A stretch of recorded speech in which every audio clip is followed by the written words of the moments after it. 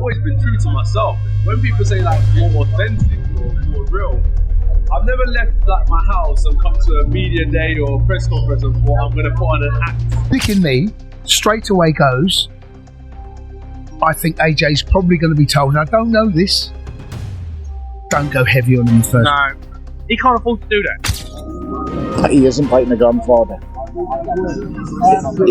It's absolute lunacy. It's insane.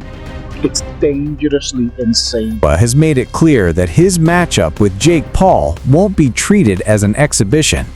According to Joshua, he's always been true to his craft and has no intention of wasting time or energy performing for the cameras. He insists that every punch, every exchange, and every step inside the ring will be real, reflecting the intensity and seriousness of a genuine, competitive fight. Pressure to deliver. I want to live up to expectations. I've always been true to myself. When people say like more authentic or more real, I've never left like my house and come to a media day or a press conference and thought I'm going to put on an act, and then when I go home I'm going to be someone a bit different. Number one, that's a whole bit of energy. And number two, like, remember, half the time I'm speaking to people, I'm speaking to a camera, I'm not speaking to someone on a level, so it's been difficult. I don't really express myself too well to a fat piece of plastic. I have better conversations one-on-one around it. That Netflix has offered Anthony Joshua a massive $80 million to face Jake Paul on December 19th. The fight is expected to be held under full Queensberry rules, featuring 3-minute rounds and 10-ounce gloves for both men, ensuring that the matchup is treated as a true, fully competitive boxing contest in every sense. In every sense.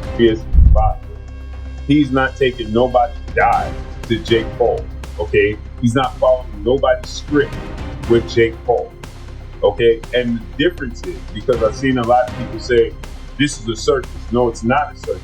Anthony Joshua is coming off of a knockout loss. He's been out the ring for a year, and he has serious fights already lined up. Not to mention, the only fight Anthony Joshua does in his entire career, unlike Gervonta St. Davis, is the Deontay Wilder fight. He fought Alexander Usyk twice. He fought Daniel Dubois. He fought Dillian White. He fought everybody in the heavyweight division outside of Deontay Wilder. And he is trying to fight Tyson Fury now. So he fights the who's of who's in the heavyweight division. Okay? So, yes, he ducked Deontay Wilder, and we are well aware of that. But he's trying to fight Tyson Fury. So that's the only guy that he does. Gervonta Tank Davis has a fight that he arguably lost in a controversial draw to Lamont Rowe. And he was ducking that to fight a guy that he said that he's not able to fight above 135 pounds, and fighting at 140 was uncomfortable. He's going to fight a catchweight fight at 195, 50 pounds heavier than the 40 pounds that he said was uncomfortable for him to fight, against a guy who is 6'1" with a 76-inch arm, but couldn't give us the fights we wanted to see. Professional bout with Anthony Joshua reportedly determined to give everything he has. There will be no theatrics, no exhibition pacing. Just a real fight where every second matters. Both men are expected to rely on their skill, conditioning, and tactical approach, setting the stage for a high-stakes showdown that fans won't want to miss. Both parties agree will be fought as a real professionally sanctioned boxing fight. Now, per latest reports, it's also been said that organizers involved with this event are reportedly putting in a total purse of 140 million British pounds to be evenly split by both participants, meaning 70 million British pounds for both Jake Paul and Anthony Joshua each, which is roughly about 92.3 million. Back in the spotlight, confidently declaring that he will one day defeat Anthony Joshua. True to his bold and outspoken persona, Paul insists the fight is inevitable, portraying himself as unstoppable in his pursuit of major opponents. While some fans applaud his ambition, many remain doubtful that he can truly compete with a heavyweight star like Joshua. Still, Paul's relentless push to make the matchup happen continues to fuel debate, hype, and speculation across social media, adding even more drama to the unfolding storyline. David Benavidez, so here to enjoy and just have some fun tonight here at Wembley. Come on, put some meat on the bones of you and Anthony Joshua. Is it happening or not? It's gonna happen. It's gonna happen. I want it to happen here. All the odds stacked against me. I believe that I will beat him and shock the world and create one of the biggest upsets in boxing history. Tyson Fury was saying he put $1 million on you beating Anthony Joshua. I've seen that. He's backing me. He's a smart lad.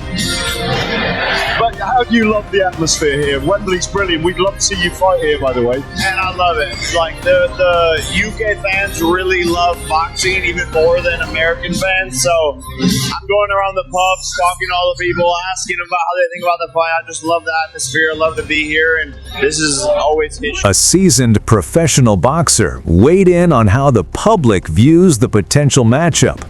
He noted that many expect Anthony Joshua to dominate Jake Paul with ease, and some fans even seem eager to witness a one-sided fight. But Cameron cautions against jumping to conclusions, reminding everyone that professional boxing rarely unfolds exactly as predicted. He adds that hype often clouds judgment, and Paul has already proven in past fights that he can surprise even seasoned opponents. Cameron's remarks draw attention to the gap between public expectation and what actually happens once the bell rings. If you don't like Jake Paul, AJ's going to do you a favour because he's going to flatten him. But big props to that Jake Paul for getting it ring. Listen to this, he's a multi-millionaire. Multi-millionaire. Don't have to box. And he's fighting him. He's either a madman or he knows something we don't know. But people like saying, oh, I won't take this Jake Paul fight. Listen, every boxer on the planet would fight Jake Paul for money. I'd fight Anthony Joshua for money. We'll get flats and learn to fight him. So yeah, I think people sometimes have to watch what they say and think about it. If I were going to get 100 million, you put lottery on every, how many is lottery? Every couple of times a week you put lottery on. Hoping to win Euro Millions. That's Euro Millions. He might get out of the first round, Jake Paul. He might do. He's not going to come and start swinging at him. Going to move his feet in and avoid it, but fair play to him. Joshua's been pretty. Edward urged fans to approach the potential matchup with caution and respect for both fighters. Rather than choosing sides, he emphasized how unpredictable any fight can be, especially when one competitor comes from a traditional boxing background and the other has taken a more unconventional route. Edward warned that underestimating an opponent is a dangerous mistake. While many focus on Joshua's achievements and experience, he reminds them that mental readiness, adaptability, and strategic thinking can be just as decisive as physical power when determining the outcome of a fight. This fight's in the works, Anthony Joshua versus Jake Paul. As a Brit, how do you evaluate? Just in that, someone just told me about that. That's mad. Fair play to Jake Paul, first of all, for taking it. But if AJ doesn't knock him out in that 1-2 rounds, then I feel like the fight must be fixed or something, because I'm going to have Anthony Joshua, obviously, for the KO. So yeah, when is it, you know? It's going to be next month. They're working. Personalities Jason Cundy and Jamie O'Hara spoke openly about the upcoming fight, calling it highly unpredictable. They suggested that Anthony Joshua may be advised to hold back, avoiding full-force blows against Paul. Their caution reflects the unusual dynamics of the matchup. Joshua is a seasoned heavyweight, while Paul, though talented, lacks the same professional experience. Cundy and O'Hara emphasize that even with measured intensity, boxing remains a dangerous sport. Their insights underline how the bout's mix of spectacle and risk is fueling debate, not only among fans, but within the boxing community itself. I don't know, mate. I think it's dangerous. Yeah, I genuinely think it's dangerous. Well, that's Put in a world heavyweight champion, and then the cynic, top 4-5 fighters in the world.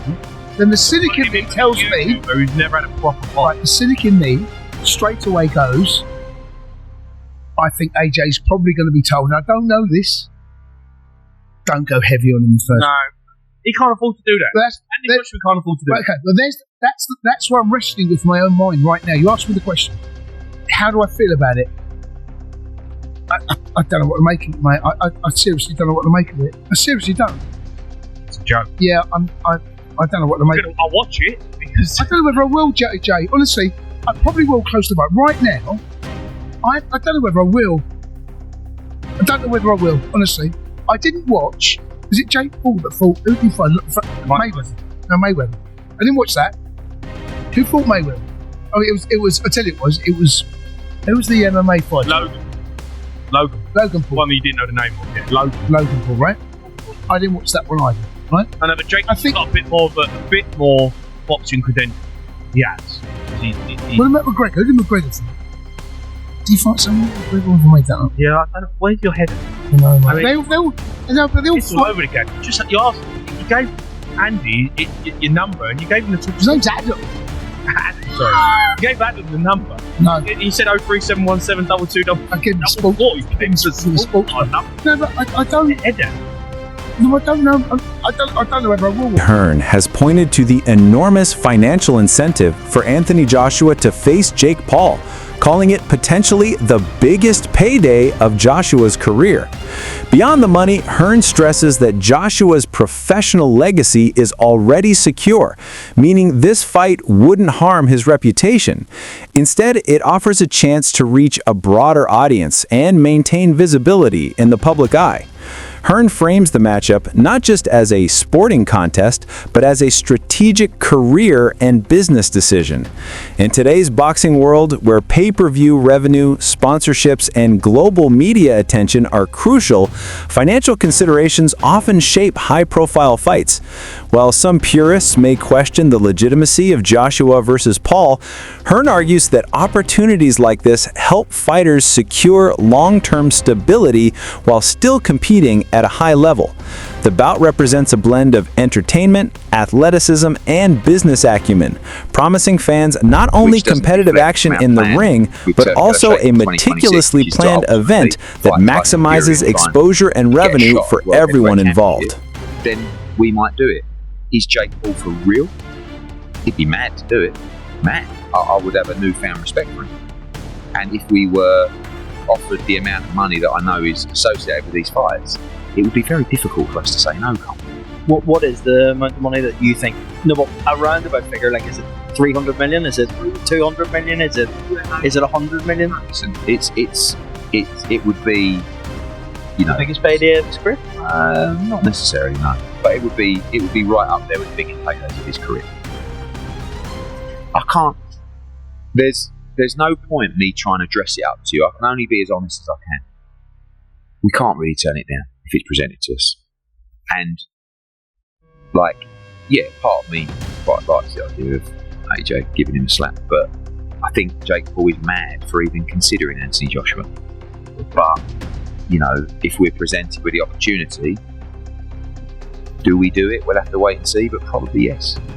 People like Dave Allen just criticised the fight. Do you understand criticisms from other fighters about, his legacy being affected in this? I think again, it's just be honest. Like I said to Dave Allen, I said, "You talk some shit, you do." I said, "You'd fight Jake Paul for $500,000." Oh, I don't know about that. I said, "Dave, shut up." And that's what I say to some people. Like, there isn't anybody in our shoes that wouldn't take it. I'm sorry. And you can say,